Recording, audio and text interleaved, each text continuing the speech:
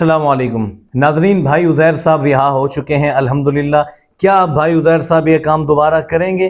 क्या उनके वालिदैन के जो हौसले हैं वो पस्त हो गए हैं या हौसले मज़ीद पहाड़ों की तरह मजबूत हो गए हैं?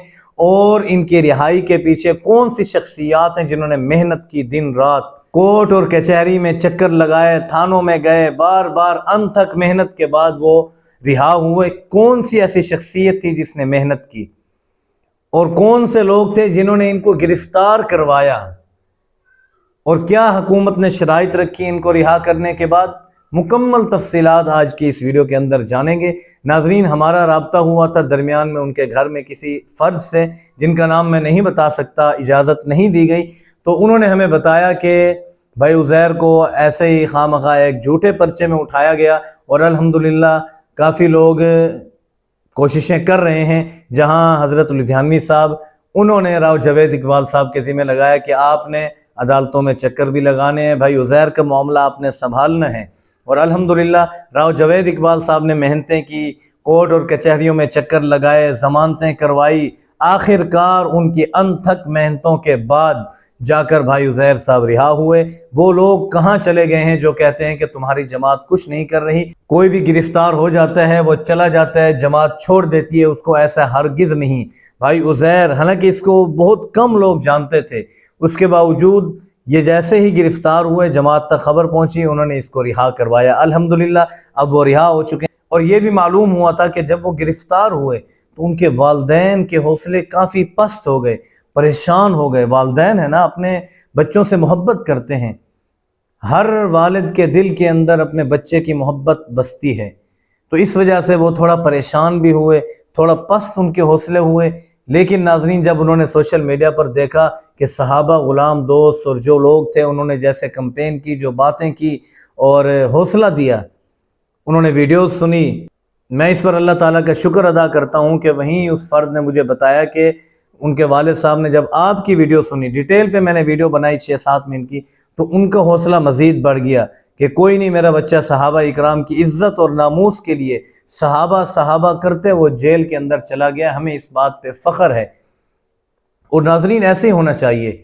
हम या हमारे बच्चे, हमारे भाई, कोई भी अगर सहाबा करते गिरफ्तार हो जाए या फांसी के फंदे पे लटक जाए, तो हमें जब बाहर घर से निकलना चाहिए, सर फ़ख्र से बुलंद करके निकलना चाहिए कि मेरा बेटा, मेरा भाई, मेरा बाप सहाबा के लिए अपनी जान कुर्बान कर गया, या सहाबा इकराम के लिए आज तक काल कोठरों में गिरफ्तार है। ये बहुत बड़े फ़ख्र की बात है। तो नाजरीन, उनके वालिदैन के हौसले उस वक़्त थोड़े पस्त हुए, लेकिन उन्होंने नौजवानों को देखा, जज्बे देखे, तो उनके दिल के अंदर भी एक जज्बा आ गया। इंशाअल्लाह उम्मीद यही है कि अब भी उनके वालिदैन अपने बच्चे से सबसे पहले ये बात करेंगे, उज़ैर बेटा, आपने घबराना नहीं, सहाबा की सदाएं आपने बुलंद करनी है। कहीं ये ना हो कि आप बातिल कुव्वतों से डर कर सहाबा की आवाज़ को बंद कर दे। नहीं, आपके इलाके में जिस तरीके से आप काम कर रहे थे, सबाइयों को तकलीफ़ हो रही थी, सहाबा इकराम के दुश्मनों को तकलीफ़ हो रही थी, उन्हें और जलाते रहो, चाहे जान कुर्बान हो जाए। एक जान क्या, एक बेटा क्या, हज़ारों बेटे हों, सहाबा इकराम की नामूस पे कुर्बान कर देंगे इंशाअल्लाह। उनके वालिदैन के जज्बे से यही लगता है। और अगर मेरी वीडियो उन तक पहुंच रही है तो उनके वालिदैन से गुजारिश है कि कभी भी ऐसा न करना कि अपने बच्चे को रोक देना कि जी अब वीडियो ना बनाएं क्योंकि आप गिरफ्तार हुए थे, हमें डर लगता है। नहीं, सहाबा इकराम के लिए तो आपने अपने बच्चों की परवरिश की है, तो इसलिए अपने बच्चों को कुर्बान कर दें सहाबा इकराम की इज़्ज़त के लिए। जो लोग दिन रात सहाबा इकराम पर बकवास करते हैं वो तो नहीं घबराते, तो हम क्यों सहाबा करते हुए घबरा जाएं? अगर आज भाई उज़ैर खामोश हो गए तो बातिल कुव्वतों के लिए ये बहुत बड़ी खुशखबरी की बात होगी कि ये सहाबा वाले जेल हथकड़ियों से डर गए हैं।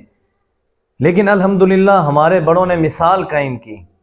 जेलें, हथकड़ियाँ, सूली पे चढ़ना उन्हें नहीं डरा सका। उन्होंने अपनी जानें दे दी, हंसते मुस्कुराते सूली पे लटक गए। सूली पे लटक कर भी उन्होंने नारे बुलंद किए।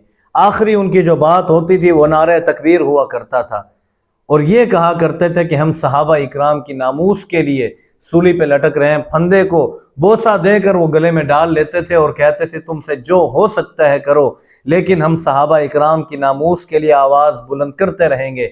हमारी ज़बानें जब तक सलामत हैं हम खामोश नहीं रहेंगे। उम्मीद है कि आपके अंदर भी वही जज्बात होंगे। बाकी अल्हम्दुलिल्लाह तमाम लोगों के मशकूर हैं जिन्होंने दुआएं की, हमने भी दुआएं की, दिल से दुआएं की कि भाई उज़ैर साहब रिहा हो जाएं।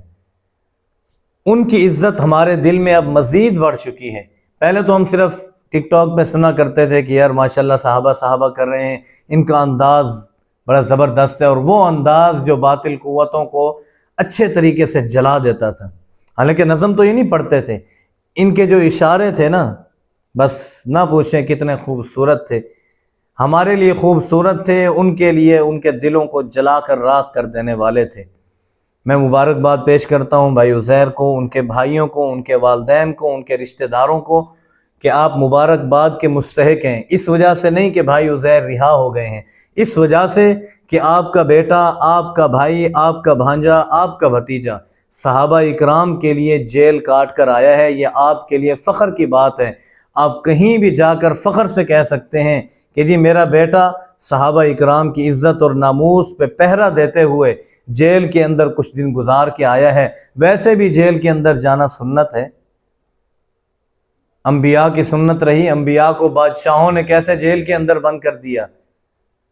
तो इसलिए इस चीज़ से घबराना नहीं, सहाबा करते रहना।